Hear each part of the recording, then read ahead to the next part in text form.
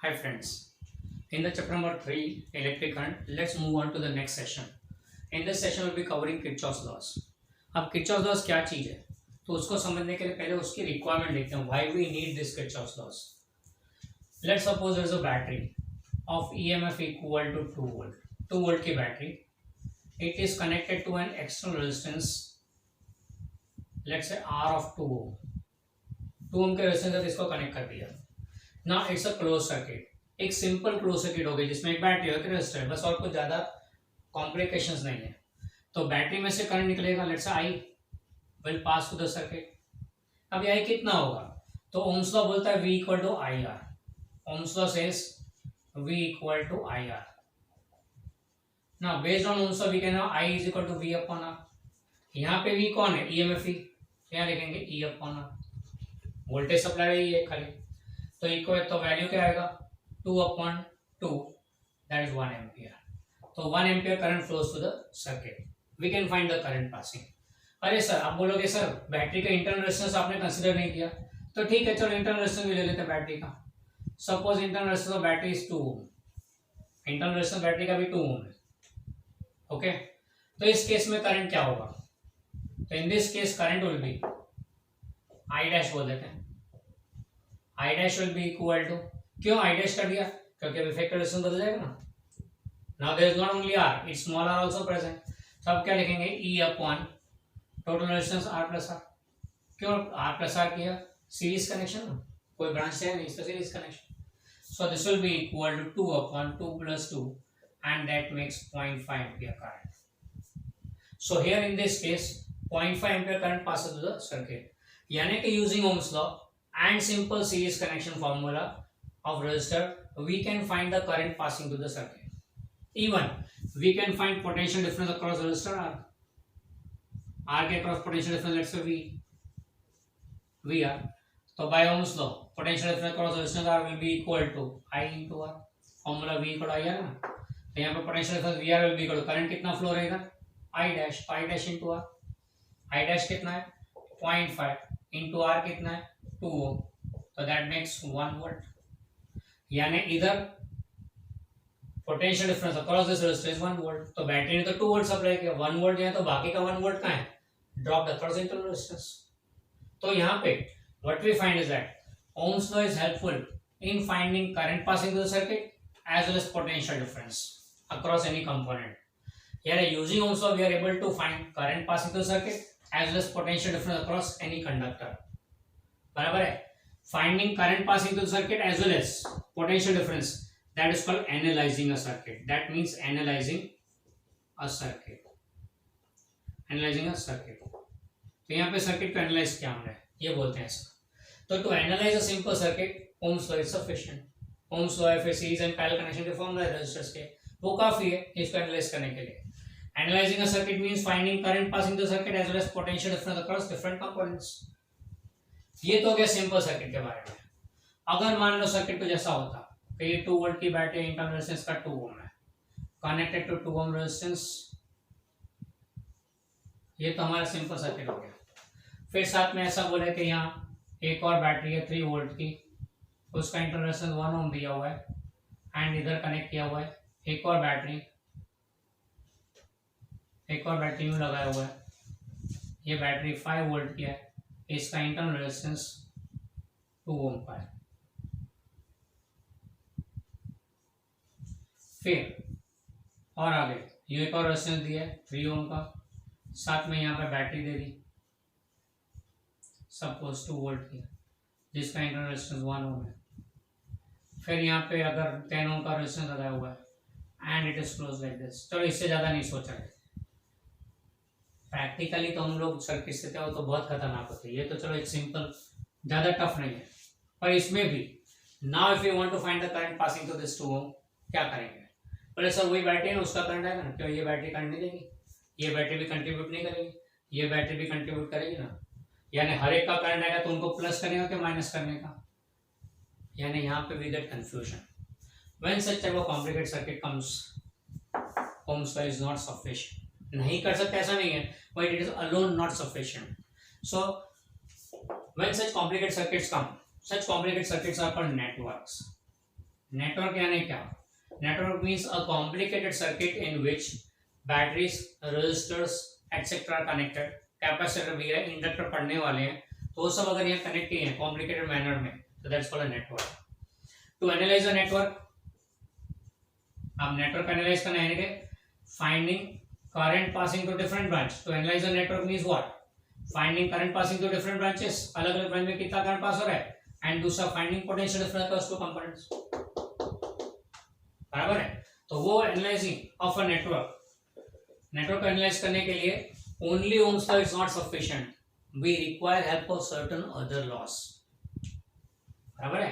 To analyse such a network only Ohm's law is not sufficient, we require help of certain other laws. उसमें से दो हमें पढ़ने, Kirchhoff laws. तो Kirchhoff laws का need क्या हुआ, इंपॉर्टेंस क्या हुआ? It is required to analyse a network, it is required to analyse a network. तो क्या किरचॉफ लॉ सफिशिएंट है? नहीं, Kirchhoff laws are two of them, not complete set, यानी उसके अलावा भी और लॉज हैं जो यूज होते हैं, पर हमारा लेवल 12th का अप टू किरचॉफ लॉज ही है। तो हमने पहले ओम्स लॉ पढ़ा जो सिंपल सर्किट के लिए अप्लाई होता है। नेटवर्क के लिए ओम्स लॉ के अलावा over and above Ohm's law, series and parallel connection of resistors, we use Kirchhoff laws also, बराबर है। तो नेटवर्क को एनालाइज करने के लिए इसकी जरूरत पड़ती है। अब किरचॉफ लॉज में जाने से पहले we have to familiarize ourselves with two terms. एक टर्म तो लेना है हमको, जंक्शन, ये इसको बोलते हैं branch point, also called branch point. ये जंक्शन या ब्रांच पॉइंट यानी क्या? तो इन द नेटवर्क, तो इस नेटवर्क में हम लोग टर्मिनल्स को नाम देते हैं ए, बी, सी, डी, ई, एफ, जी, एच और आई ना। अगर इसमें देखें तो कुछ टर्मिनल्स ऐसे हैं जहां पे only two conductors are connected, कुछ टर्मिनल्स ऐसे हैं जहां पे 1, 2 एंड 3 आर कनेक्टेड, कुछ ऐसे हैं जहां पे 1, 2, 3 एंड 4 आर कनेक्टेड, बराबर। अब जंक्शन यानी क्या, ये ब्रांच पॉइंट यानी क्या? ये ऐसे points in the network, these are such points in the network where more than two conductors are joint, more than two, more than two मतलब क्या? और टू से ज्यादा, यानी मिनिमम 3, मिनिमम 3, खास याद रखें, इट इज नॉट 2 और more than 2, it just more than 2, यानी मिनिमम 3 कंडक्टर्स आर कनेक्टेड। इनको जंक्शन या ब्रांच पॉइंट क्यों बोलेंगे? The reason is the points where two wires are connected, two conductors are connected, at that point current के लिए possibility क्या है? यूं आएगा और यूं जाएगा, या फिर यूं आएगा और यूं जाएगा, और कोई पाथ है ही नहीं। कोई भी वायर ले लो, तो उसमें ये कोई भी पॉइंट ले लो वायर के ऊपर, that's two conductors are connected, तो करंट के लिए यहां से यूं आया या फिर यूं गया, बस और कोई रास्ता है ही नहीं करंट के लिए। ओके, सो वहां कुछ सोचना नहीं है। पर अगर एक ब्रांच यहां होती तो तीसरा कंडक्टर कनेक्ट किया होता तो क्या होता? सपोज यूं करंट आया इधर से, तब करंट के लिए क्या? करंट के लिए दो रास्ते हैं, ये और ये, तो ये करंट दो पार्ट में डिस्ट्रीब्यूट होगा, या हो सकता है कि यहां से एक और करंट आया एंड दोनों मिक्स होकर यहां चले, बराबर है। तो where 3 conductors are connected, confusion arises, what will happen to the distribution of the current, ऐसे पॉइंट को जंक्शन बोलते हैं। जंक्शन यानी क्या? The points in the network where more than 2 conductors are connected, दो से ज्यादा, 3, 4, 5 जितने भी, बराबर, these are called junction points, junction और ब्रांच पॉइंट। इस नेटवर्क में can you identify the junctions? इस नेटवर्क में identify the junctions, B, D, F, 3 wire, 3 conductor, H and I तो है, ये सारे जंक्शन पॉइंट हो गए। तो सर ए नहीं, 2 ही वायर कनेक्टेड है वहां पे, सी वहां पे भी 2 ही वायर है, ई पे 2 वायर है, जी पे 2 wire, so there will not be junctions. तो जंक्शन यानी क्या? जहां पे more than 2 conductors are connected, and ये वही जगह है जहां पे करंट का ब्रांचिंग होगा, ये वही जगह है जहां पे करंट का ब्रांचिंग होगा, इससे इसको ब्रांच पॉइंट बोलते हैं, बराबर, इससे इसको ब्रांच पॉइंट बोलते हैं। दूसरा वर्ड जो हमें समझना है वो क्लोज लूप है, क्लोज लूप बोलो या फिर कई बार खाली लूप बोल दे तो भी चलता है। ये क्लोज लूप यानी क्या? तो network is a complicated circuit, network is a complicated circuit. अब इस कॉम्प्लिकेटेड सर्किट को एनालाइज करना इजी नहीं है, इसलिए हम क्या करते हैं, इस कॉम्प्लिकेटेड सर्किट को ब्रेक करते हैं इनटू पार्ट्स, बराबर है। अब इसको अगर ब्रेक करें तो ये बन जाता है simple close loop, simple close loop, simple close loop, simple close loop. We can form simple close loop using this from this network, and these simple closed circuits in which components are joined are called loops. Simple closed circuits in which components are joined is called a loop. Purpose क्या है इसका? We are not able to analyze the network as a whole, so we divide the network into parts. That is closed loops.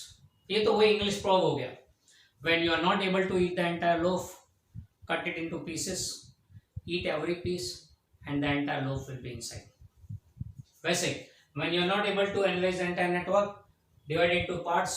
Each part is a loop. Analyze each loop separately. क्योंकि simple loops हम लोग analyze कर सकते हैं easily. Analyze each loop separately and then entire circuit will be solved.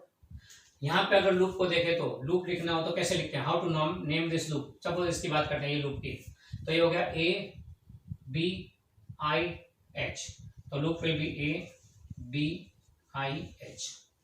हो गया खत्म? नहीं, क्लोज करना है तो वापस A लाने का, जहां से शुरू किया वहां घूमते वापस आ जाने का. That's how we name it. First and last letter should be same, तो ही क्लोज होगा. अगर मान लो आपने ये A नहीं लिखा तो A B I H, यहां से दुकान खुल ली है, लूप खुला रहेगा. Okay, so be very careful while naming the loop. Start from point, return back to same point. Either move clockwise और anti clockwise in naming. Naming में क्लॉकवाइज चलो एंटी क्लॉकवाइज चलो, डजंट मैटर, पर complete loop को close करना है. चलो example के लिए सेकंड वन ये लिख लेते हैं, तो क्या होगा? B C D I B. Clear? तो सर जरूरी है कि ये सेपरेट सेपरेट रखें? नहीं, आप इन दोनों को कंबाइन भी ले सकते हैं. You can take this whole thing combine. क्या नाम लिखेंगे? A B C D A B C D I H A I H A. This way you can make any combination of the loop. इसमें भी neglected this line, this branch we neglected, ये पूरा एक loop हो गया. बराबर? That also you can do, but when you doing such loops, you have to mention each and every point coming in between. Each and every point has to be mentioned. The name has to be mentioned. क्योंकि अगर आप यहाँ पे लिखेंगे सीधा A C D H A, तो A से C direct connection है क्या? नहीं, वाया B है तो B का नाम लिखना कंपल्सरी है. Okay, so be very careful regarding it. Clear? ये पूरे को भी एक लूप बोल सकते हैं. That will be A B C D E F G और A. A B C D E F G H G फिर H A, sorry. So that's the concept of loop. Kirchhoff's first law works on junction. Kirchhoff's second law works on loop. ये case है. So now we start with the laws. The first law is Kirchhoff has given two laws, first and second law. First law का हमारी book refer करती है Kirchhoff's junction rule. This applies on the junction. बताया था दो, पहला law junction पे, दूसरा लॉ लूप पे. तो जंक्शन रूल क्या बोलता है कि at a junction sum of entering currents is equal to sum of outgoing currents. मतलब क्या हुआ? किसी भी जंक्शन पे देखो तो जितने करंट एंटर है उसका टोटल एंड जितने बाहर जा रहे हैं उसका टोटल इज ऑलवेज सेम. चलो सपोज यहाँ पे देखते हैं, सपोज जंक्शन बी पे करंट I1 आ रहा है. I1 is coming towards the junction, I2 is leaving the junction, I3 is leaving the junction. तो at junction B we can write as per the Kirchhoff's junction rule, entering current कितना है? B पे खड़े हो, check करो कितने enter हो रहे हैं. तो I1 इज इक्वल टू कितने बाहर जा रहे हैं? I2 और I3, तो I2 plus That's how the junction rule applies. बराबर है? सेम टू सेम सपोज यहाँ पे लेते हैं at the junction I. Suppose यहाँ पे I3 आ रहा है, यहाँ पे I4 जा रहा है, यहाँ पे I5 जा रहा है एंड यहाँ I6 आ रहा है. तो at junction I what will happen? Junction I पे क्या देखने को मिलेगा आपको इस जंक्शन पे? तो at junction I you can apply it and what you can say is total incoming current कितने एंटर हो रहे हैं? I3 and I6, तो I3 plus I6 is your total outgoing I4 and I5.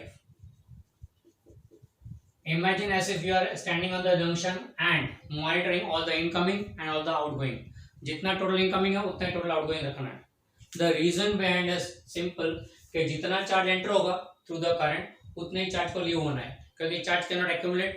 Not produce not destroy, ना charge accumulate हो सकता है, ना डिस्ट्रॉय हो सकता है, ना प्रोड्यूस हो सकता है, यानी चार्ज जितना आता है टोटल उतना ही चार्ज को जाना होता है. Same applies to current also, whatever amount of the current enters, the equal amount of current leaves from the junction. Okay, ये हो गया जंक्शन रूल. फिर आते हैं दूसरा लूप रूल पे. लूप रूल में क्या करना है? For a close loop, now loop rule is defined on close loop. कोई एक लूप को पकड़ लेते हैं,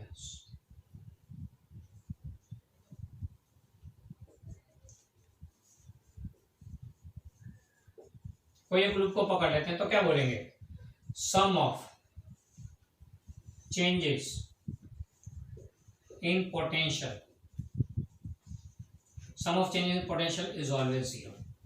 यानी लूप में स्टार्टिंग जहां से किया, सपोज ए से बी से सी से D and back to A, sorry A से बी से, हमारे यहाँ लूप कौन सा? A B I H A. तो लूप में ए से शुरू किया, वापस ए पर आए. During that motion from A to B, B to I, I to H, H to A, जो भी चेंजेस इन पोटेंशियल होंगे उन सबका सम जीरो होगा. अब इस सम में हम लोग साथ में वर्ड ऐड करते हैं एल्जेब्रिक. अब ये एल्जेब्रिक का मीनिंग क्या हुआ? Algebraic means keeping direction view. अगर चेंजेस में, चेंजेस दो टाइप के हो सकते हैं, आइदर इंक्रीजिंग और डिक्रीजिंग. तो अगर इंक्रीजिंग है तो उन्हें प्लस करें, डिक्रीजिंग है तो माइनस करें. अगर पोटेंशियल इंक्रीज हो रहा है, इंक्रीज इन पोटेंशियल तो प्लस करें, डिक्रीज इन पोटेंशियल तो माइनस करें. यानी while moving in the loop potential कैसा चेंज होता है, इंक्रीज और डिक्रीज होता है, अकॉर्डिंगली ऐड करते जाओ, सब्ट्रैक्ट करते जाओ. एक पॉइंट से शुरू करो, घूम के वापस वहीं आ जाओ, ए से शुरू करो, बी होके, ए होके, एच होके, वापस ए पे आओगे, तो जो भी पोटेंशियल बढ़ेगा या कम होगा while passing through different components are to be added, changes in potential are to be added, and ये टोटल जीरो आएगा चेंजेस इन पोटेंशियल का. Okay, so that is the second rule. अब ये चेंजेस कैसे होते हैं पोटेंशियल के, वो हमें समझना है. Okay, so next we will go for changes in potential while passing through the loop. So next we study the changes in potential, and इसका यूज कहां पे होगा? लूप रूल में खास. अब while passing through the loop there can be a resistor और a battery. अगर resistor से पास हो रहे हो तो चेंजेस कैसे होंगे वो देखना है. If you are passing through the resistor, see current पे ऑलरेडी फ्लो हो रहा है through resistor, let's suppose I current is passing through this resistor R, बराबर है. तो रेजिस्टर के अक्रॉस पोटेंशियल डिफरेंस कितना हुआ? आई आर जितना हुआ by Ohm's law. Potential difference I R है, यानी पोटेंशियल में चेंज आई आर है. पर इंक्रीज होगा कि डिक्रीज होगा वो depends on your journey. Current भले यूं जा रहा है, आप कैसे जा रहे हो? If you are moving from here to here, from left to right, यानी you are moving along the current. अगर आप लेफ्ट टू राइट जा रहे हैं तो you are moving along the current. Moving along the current means moving from higher potential to lower potential. We very well know that current always flows from higher potential to lower potential. So if you are moving along the current, resistor में से current यूं जा रहे हैं, आप उसी की direction में जा रहे हैं, तो आप जा रहे हो कहां से? Higher potential to lower potential. So we say that if we are moving along current then potential decreases, क्योंकि हायर टू लोअर जा रहे हैं ना, एंड कितना होगा? Decrease by I R. And अगर आप ऐसा करते हैं कि आप यू जा रहे हैं through the resistor, you are moving like this. अब ये यू आर मूविंग मतलब क्या है? तो while moving in the loop, कौन मूव कर रहा है? हम कर रहे हैं, बराबर है. करंट अपने मूव में अपने पाथ पे जा रहे हैं, पर हम लोग अगर करंट के अगेंस्ट में जा रहे हैं through the resistor, if you are moving against the current, if against current through the loop, through the resistor, against current जा रहे हैं मतलब क्या हुआ? We are moving from lower potential to higher potential. Current always moves from higher to lower, and अगर हम against जा रहे हैं मतलब लोअर टू हायर जा रहे हैं, लोअर टू हायर जा रहे हैं, तो potential increases by I are. Okay, potential increase by I are. Similarly in case of battery, in case of battery what happen? तो बैटरी के लिए अगर देखें तो ऐसा है, एक लंबी लाइन एक छोटी लाइन, ईएमएफ ई. ना लंबी लाइन मतलब पॉजिटिव एंड छोटी लाइन मतलब नेगेटिव टर्मिनल. तो if passing through the battery, if through the battery, if you are moving from positive to negative, if positive negative movement हो रहा है तो obvious higher to lower जा रहे हो, potential decreases. कितना? by EMF E. E जितना potential decrease होगा. and अगर through the battery you are moving from negative to positive, through the battery if you are moving from negative to positive, then potential increases by E. Battery में से पास होता है अगर आप पॉजिटिव नेगेटिव आए, सर्किट में करंट भले कोई भी डायरेक्शन में जाए, इधर current does not matter, battery में current is not important, register में करंट इंपॉर्टेंट है क्योंकि आईआर लेना है। बैटरी में current is not important, current किसी भी तरफ जाए, करंट यूं जाए कहीं जाए, डजंट मैटर। आप कैसे जा रहे हो, if you are moving, if your motion to the battery is from positive negative, आप पास में यूं जा रहे हैं, क्लोज लूप में अगर यूं जा रहे हैं तो आप पॉजिटिव नेगेटिव जा रहे हैं, तो पोटेंशियल पॉजिटिव नेगेटिव जा रहे हैं तो potential decrease by, positive negative decreases, negative positive increases. Okay, that logic you have to keep in mind. जहां जहां पे डिक्रीज है वो टर्म नेगेटिव लेंगे, जहां पे इंक्रीज है वो टर्म पॉजिटिव लेंगे। जहां पे डिक्रीज है, पोटेंशियल डिक्रीज हो रहा है तो इसको नेगेटिव लेने का, पोटेंशियल इंक्रीज हो रहा है तो उसको पॉजिटिव लेने का। लूप में सम करते वक्त ये बात का ध्यान रखना है, बस उतना ही है। Next time will take a sum so that you can clarify these laws and their use.